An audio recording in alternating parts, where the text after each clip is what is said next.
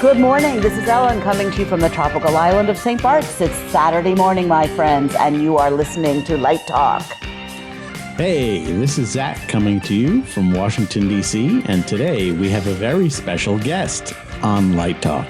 And this is David coming to you from the beautiful Belmont Shore neighborhood of Long Beach, California. And if you don't already know, you are listening to Light Talk, and we are the Lumen Brothers. Our sister. Yeah, you better believe it, Ellen. Welcome, everyone, to episode 304. And before we get started, I just wanted to say that we've been getting a lot of mail from last week's show that we had with our friend Bob Bonyol. That show was all about artificial intelligence. And Bob was bringing artificial intelligence to the show and his intelligence to like two nitwits and someone who's smart. So you're the smart one. But listen, it was all about artificial intelligence and how, it is affecting our workflow or the tools. It's amazing. So if you haven't listened to it, check it out, episode 303. And it's all affecting us in some very exciting new ways. But today, we finally address a suggestion that was made at our LDI show last November. And that is, when are we going to have someone from the industrial lighting world on the show? And who is more qualified to talk about lighting for corporate clients than our good friend, Mr. Phillip Powers? Thanks so much for joining us today, Phillip. It's great to have you with us today. Where are you and how are you? Doing well and excited to be here. I'm calling in from the North Texas city of McKinney. And I want to make the joke, long-time listener, first-time caller. David, I think I may have been your first 10 listeners. When episode 1 came out, you texted me as I was leaving tech at USC, and I logged on and listened to it right away. Oh my God, episode 1. We have come across quite a few people who have listened to, most of those early episodes, if not all, and most of them have survived. I'm really surprised. So what's the weather like right now in McKinney? Well, today's a sort of nice 40 degrees, and yesterday was snowing, so good old Texas weather. Wow. Well, last week, Steve said it was in the 80s in Dallas. Exactly. Good old Texas weather. Okay, there you go. That's why people need to go sledding on pizza boxes there, because they're never prepared. Is that what they do? Pizza boxes? I like that. Okay, so let's get started. Ellen, could you please tell our listeners a little bit about Phillip? I'd love to. Phillip W. Powers has worked as a freelance entertainment designer and technical lead since the early 2000s. His work has spanned over 300 productions between theater, opera, dance, live music, and corporate events. He has acted as the managing director and founder of multiple design and entertainment-focused companies encompassing large-scale labor management, custom product manufacturing, architectural lighting specification, and multidisciplinary control design. Additionally, Phillip has also worked with multiple industry-leading manufacturers in roles spanning from system and control design, applications, engineering, and product development. Welcome to Light Talk, Phillip. We're very happy that you're here with us today, and I will get started with our first question. You trained for and began your career in the theater. How did you get into corporate event lighting design? It's actually sort of 3 paths that converged that brought me to corporate events and activations. And the first one's actually theater. Funny enough, a good friend of mine, Lester Grant, and I were working at a company called Cornerstone Theater, which was a nonprofit theater organization based on bringing theater to indie communities and putting on shows about the community. A lot of this was taking less traditional theater environments and turning them into theaters. So we got a lot of practice doing things in barns, warehouses, aircraft hangars, and making it work. Lester actually went on to start doing a whole bunch of marketing activations, which is a fun sort of corporate event to sell a product, a launch of the new iPhone, a launch of the new Ford vehicle. And from our connections at Cornerstone, I got brought in to design a lot of those and sort of grew from there. The other route is I did a lot of film work in LA, working as a gaffer and a DP, a director of photography. And a lot of the projects I worked on were still in the commercial world, doing things with candle companies, doing things with an automatic dog feeder. That one was a lot of fun. I actually ended up in that commercial. There's me in the background with an angle grinder throwing sparks. But that world started, we were doing a lot of commercial productions, and a whole bunch of the times I got asked, hey, are you also able to help us with the red carpet for the premiere? Are you also able to help us with the red carpet for the VIPs? And started doing the red carpet end of corporate events. And the third one was paying bills as a student in Los Angeles and trying to make ends meet. I did a lot of labor shifts for, four-wall kinetic lighting, AC/DC. And those sort of projects got me into a lot of the movie launch events where I was working. They led to me doing a whole bunch of product launches and sort of getting an introduction into those worlds where I moved from being a stagehand to designing and programming the events. And you left out something very important. You and I worked together on a bunch of shows. Yes. We need the disclaimer now. We got to just get this out. Phillip, for years, has been my associate on several productions that I have done. So he knows me really well. So we're going to keep all the secrets under the carpet today. All right. Very good. David, actually, a lot of those operas helped lead me into corporate activations as well through relationships with our mutual friend, Andy Figueroa, who passed recently, and his world bringing us into it. Yeah, that's true. That's true. I mean, Andy was a really good source for you. So, Phillip, my question to you is sort of a multi-part question. We talk endlessly about the live entertainment world on this show as being theater and opera and things like that. But all of those things outside of that world that we would call commercial lighting design. My question is, how big is that world outside of the live entertainment? And what do you see as the main differences between lighting for a corporate event versus lighting for entertainment, or lighting for commercial lighting design versus lighting for entertainment? I'll start with the first half. I believe sort of the commercial, the activation end of the world specifically, and that's marketing activations, is probably one of the largest components of the lighting industry, tied with sort of architecture. Although you see a lot more prevalent and prominent lighting with, your theater, dance, and your opera, every major tech manufacturer, every major product manufacturer wants to find a way to sell a product. So you're looking at daily events worldwide for groups like Facebook, Instagram. We used to do Twilight concert series with Snapchat.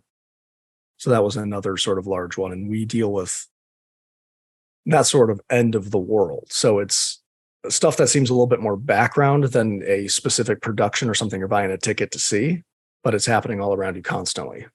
You're also dealing with things like Art Basel, which is the large art installation festival in Miami, which that is a giant collection of corporate activations, and each one needs lighting, video, or more popular now, drone shows.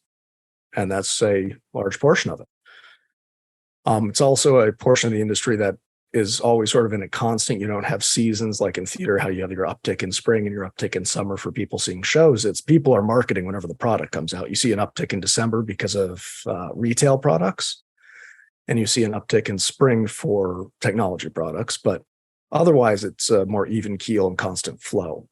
I think one of the big differences with lighting for corporate events and lighting for entertainment is, although we love to think out of the box for entertainment, we love to come up with a unique solution to solve a problem.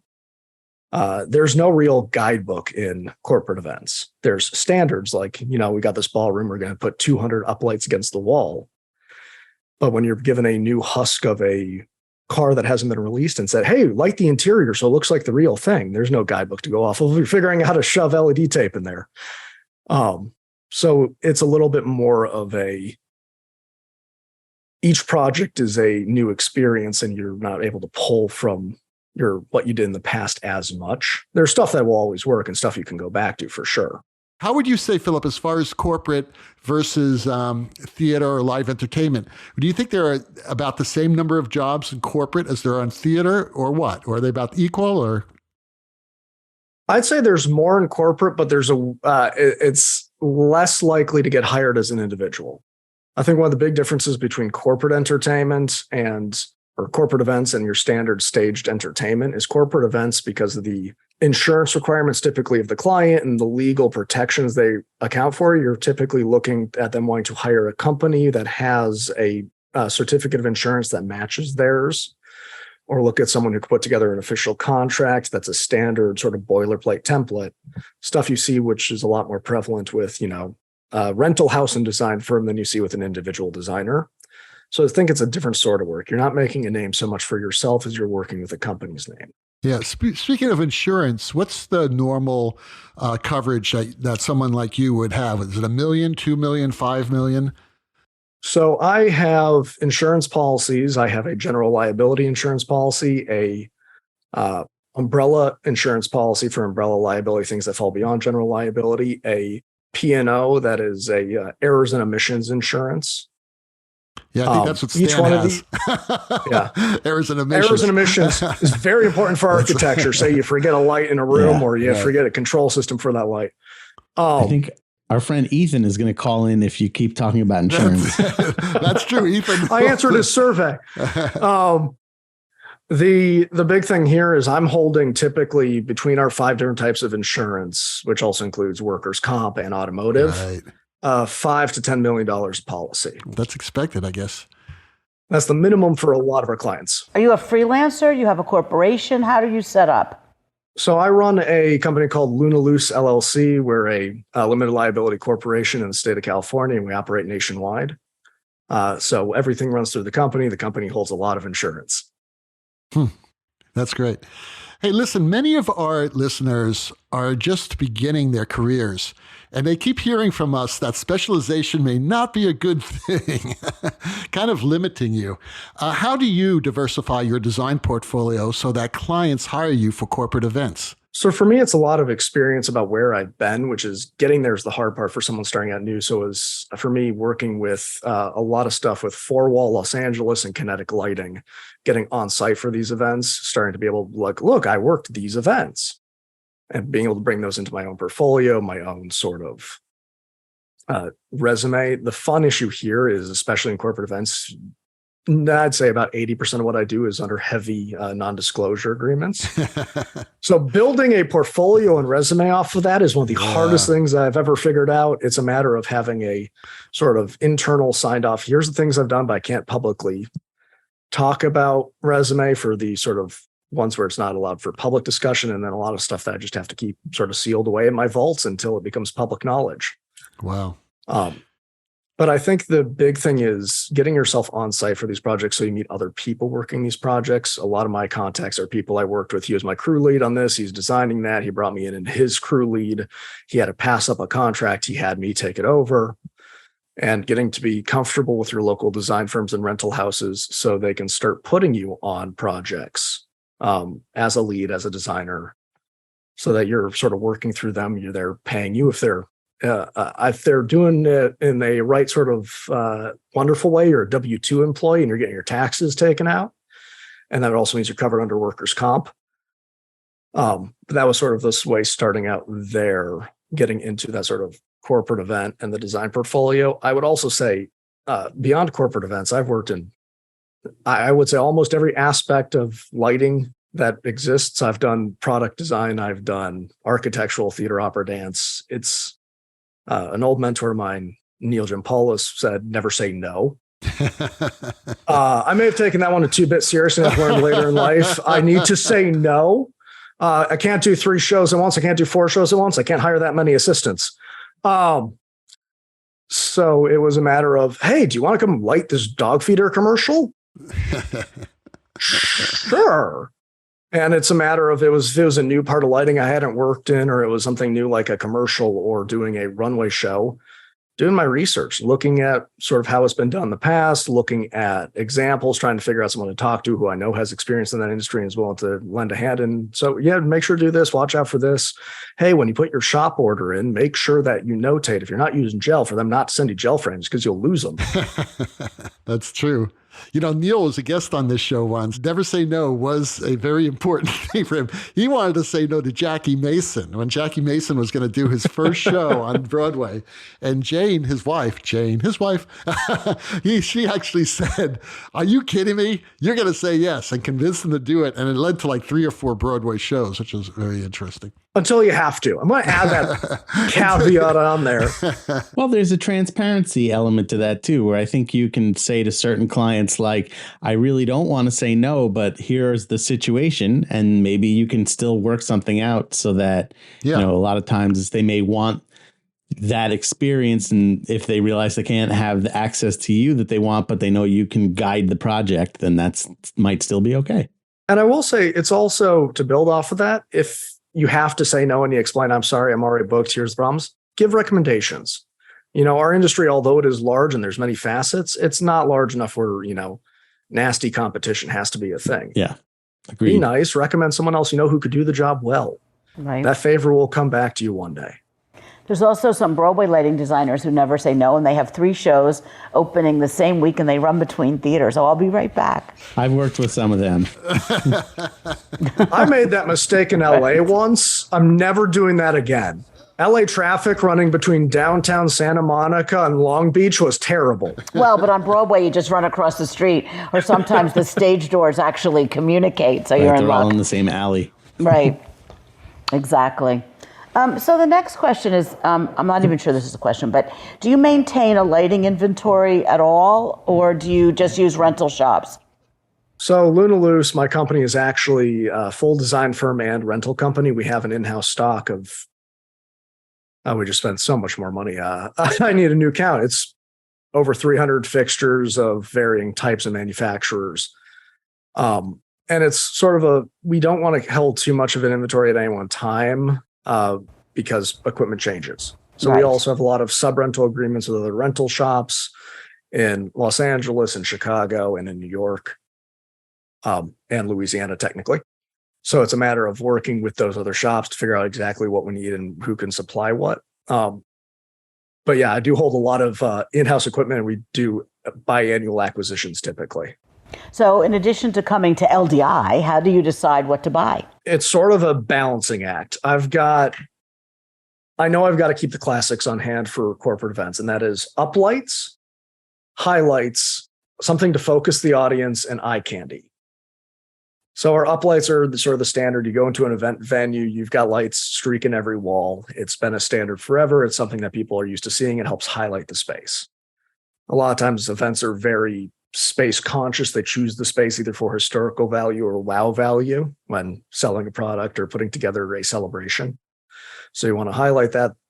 The highlights are sort of the next step up from that: pin spots, ellipsoidal, something to pick out either the scenery, the brought in activation pieces, or highlights in the building.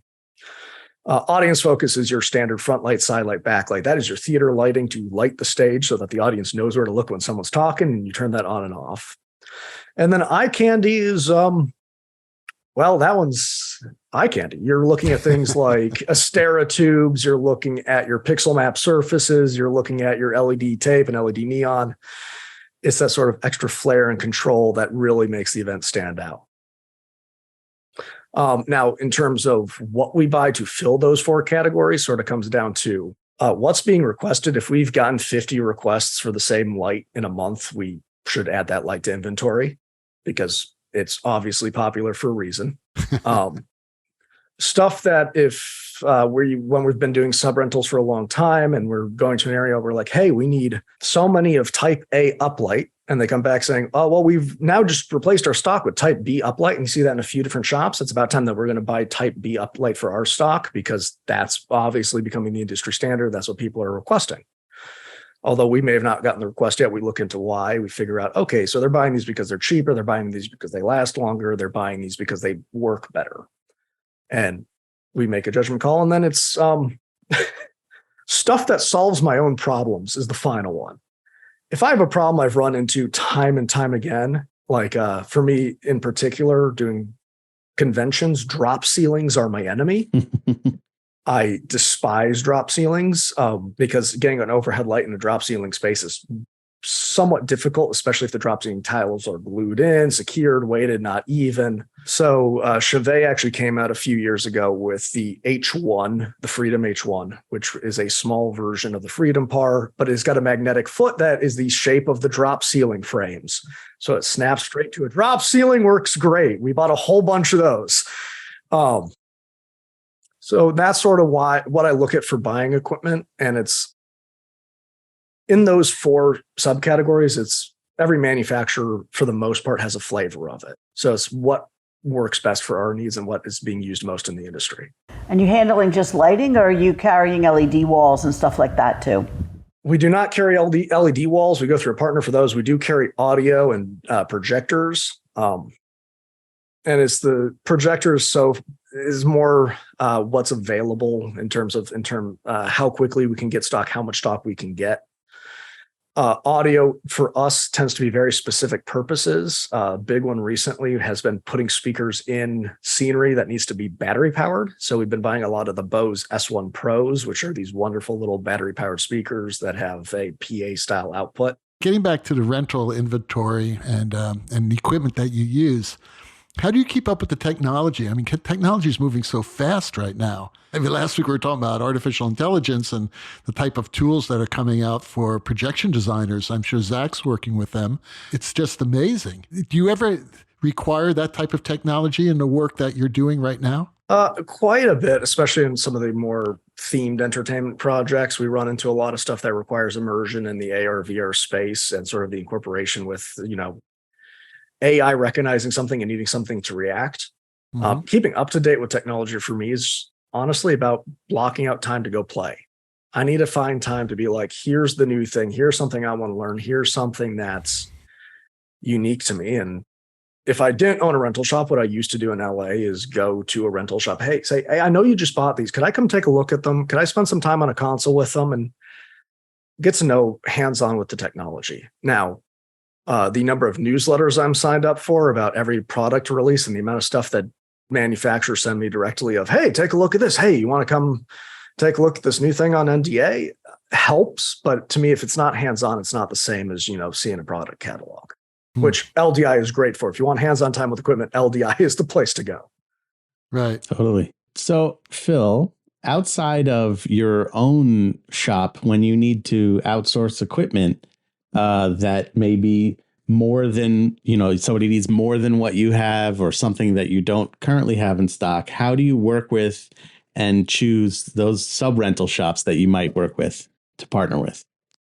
It's a balance of two things. The first is when I'm new to an area and we need sub-rentals, we send out a few different bid requests and see what prices we get back. And it's a balance of the best price and how responsive the shop was. If the shop's responsive, communicative, they get on a phone call with you to discuss things, they tend to be, even though they may not be the best price, they're easier to work with. And they're someone I'd rather deal with in case equipment has problems on site or stuff's delayed or I need to figure out where my delivery is after it's 3 hours late. Right. So we were just working on a project in Quebec where this was a fun game. We sent out 4 different bids. And that one was whatever shop would first respond to us and respond to our email that was in English, which was a hard thing. We realized we sent a whole bunch of English emails and we just weren't getting responses and we couldn't figure out why for about a week. Yep. We found that one out. Our director of logistics who handles our rental department started calling the shops, trying to figure out why we haven't heard back and was only getting answered in French. And he's like, oh, right, Quebec. Right. So we retyped the email in French and sent it all out. I will say that Sally, the person who we work with best, who speaks French, is from Louisiana. So there you go. The dialect differences were also a little problematic. It's like Creole. Yeah. Cajun. Let's talk about fees. How do you set your fees and negotiate with your clients? Is it different in the corporate world than it is in like theater?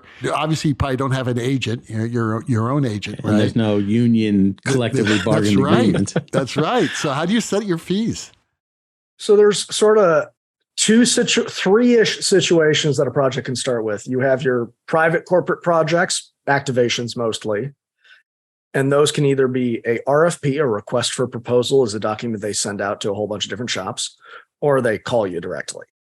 With both of those, typically, you've got a little bit more leeway. You put together a proposal. What's in that proposal is your inclusions and exclusions of your scope of work. Like, we'll provide this equipment. We'll send you this many drawings. We'll attend this many weekly meetings.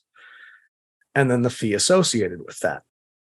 And often with a private industry client, after you send that proposal out, you can get on a few calls and say, hey, you know what, can we lower the price? Okay, but instead of sending you 6 drawings, we'll send you 4. Does that work? And we negotiate the inclusions and exclusions versus the price.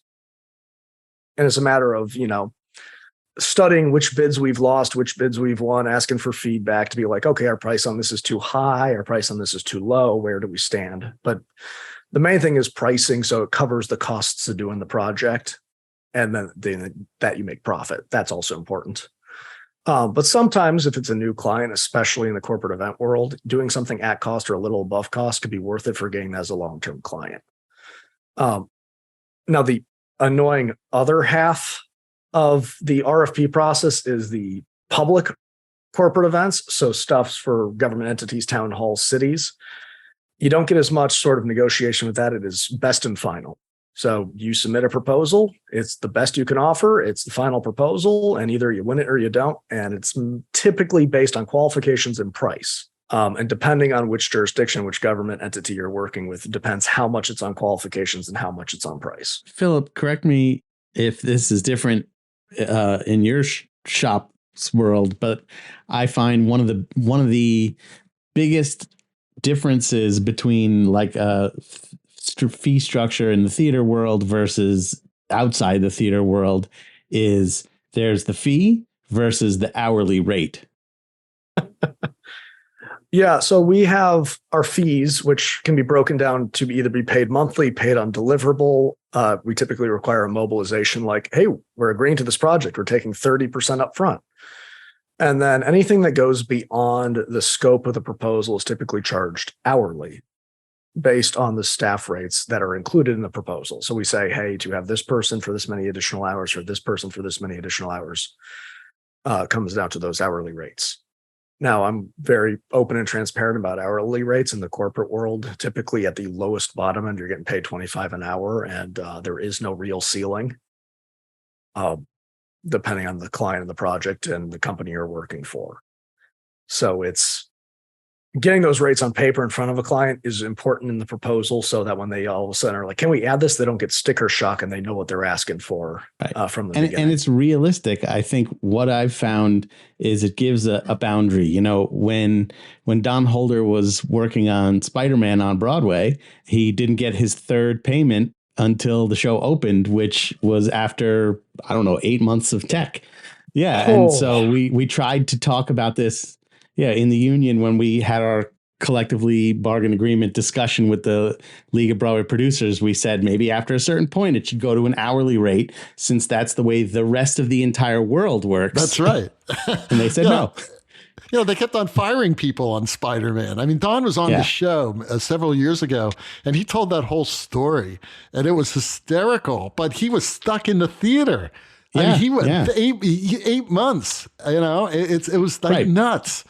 But I think Phil is absolutely right that when you show your client at a certain point, this is what you're going to have to pay, it also forces your client to really think about how they can be efficient on their end too, so that they don't incur those expenses if they don't want to. It stops the endless change order, which is important. The revisions. Yep. I will say another important part about that for a lot of the corporate contracts, especially long-term architectural projects, is the first few phases. We have our mobilization, we have our deliverables, our schematic design deliverable, our detailed design deliverable, and our beginning of final design or fabrication design deliverables. But then when we get into the final phase of the project, so, the waiting for opening in theater, that swaps to a standard monthly payment. So it's not like you're waiting for a date that you don't control. Everything else is documents you control. And then the opening you have no control over, so you switch to monthly. So I have a question that's not on our script, but I would love to ask because I'm also just super curious. So when you have a very long-term permanent architectural installation, let's say, this happens a lot with museums and certain things where from the time they accept your proposal to opening is sometimes years. How do you deal with product warranties? So that one's always a fun one. We're dealing with that on a few different museum projects right now. The product warranty is typically upon shipment receival is when it begins. The actual integration of a museum is closer to opening than the full process of design. So typically minimum warranty from a manufacturer, looking at 2 years, hopefully. If it's a 1-year warranty, you might want to change manufacturers to a 10-year warranty for companies like Signify. The more difficult part is actually the fact that, say, we started designing a certain museum of ours 7 years ago. Every piece of equipment we specified has been discontinued and replaced with something else. So it's a matter of keeping the revisions up to date, which typically the fabrication design or final design documents, which is in that last year's phase, we update all that saying L28 is now this track fixture from LSI instead of this track fixture from LSI. And most of our architectural documentation is set up on, instead of a fixture key like you see on a theatrical plot, it's ID numbering, and that references a cut sheet package, which is the cut sheets of each product in association with the ID number. That makes it a little bit easier to swap out a fixture without changing all of your drawings, as long as that fixture is about the same size. Yeah. And I guess the same price, roughly. Well, yes. Hopefully. And that's the other thing is we have to maintain a ROM, a rough order of magnitude. That is this is about how much it should cost. Right. Now it's rough, so it's not real until you get a quote or pay for the stuff, because that quote's only good for 30 to 60 days. Right. But this is about the rough amount with a safety margin. Right. So as the technology's gotten more and more complicated, how do you find like the installation and the labor for them, like the electrical installers and the convention centers and all the rest of it? It comes down to a balance, unfortunately. And that balance is becoming a wider split gap. You've got to have your electrical contractor. Your electrical contractor is required to install most things. Typically, you have an electrical contractor for 120 volts and above, and you have a low voltage electrical contractor dealing with 24 volt, 12 volt, 10 volt for systems. And you're sending them pretty detailed drawings from the manufacturers of how the stuff should be installed. But for custom things like DMX signal control, for Dolly, for ArtNet, all of that, typically you're also having to have an integrator that brings in the more entertainment-based specializations. So it's no longer a single electrical coordinator is going to install it all. You're sort of dealing with two different people or two different firms. But wiring's wiring. So as long as you have the diagrams, for the most part, that part hasn't changed. It's just making the wiring work. Lots more Ethernet than there used to be. Even our DMX is on Cat 6 now. We're just running Cat 6 wired to DMX. That's interesting.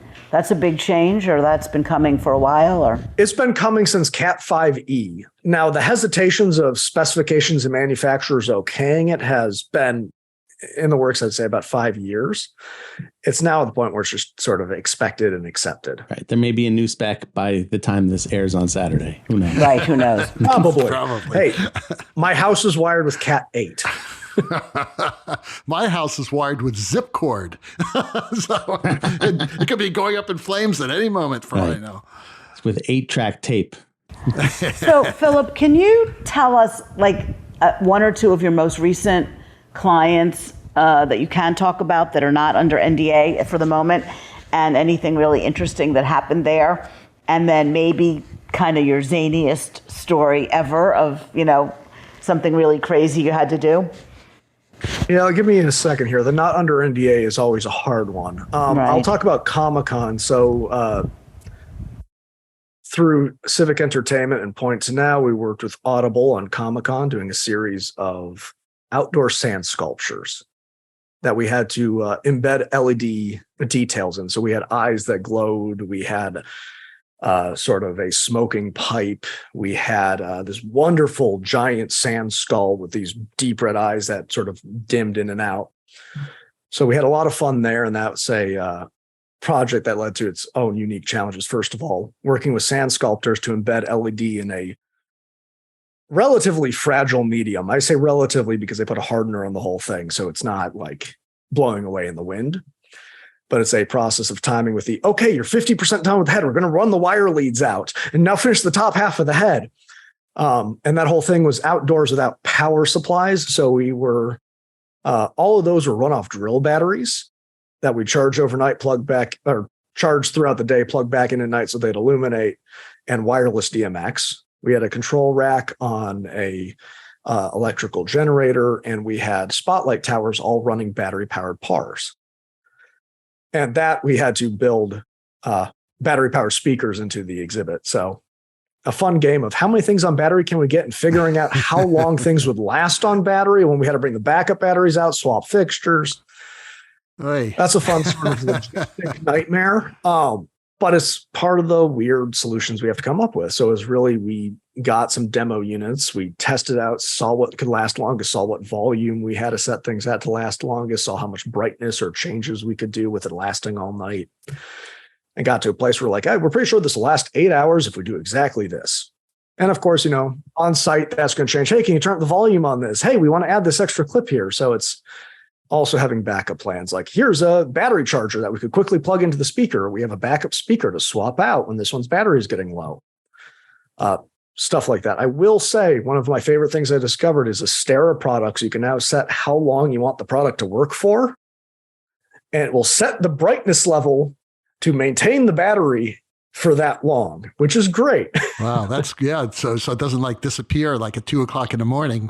When you need exactly. It. That's very interesting. Yeah, that's a really good product. And we have a whole bunch of their both tube fixtures, their Astera tubes, which are everyone's favorite thing in the corporate event world right now, and a whole bunch of their AX5 triple PARs, which are a battery-powered PAR. And they're wonderful to use, great light quality. I will say sometimes getting the Bluetooth app to sync correctly has been a headache, but that's Bluetooth in general.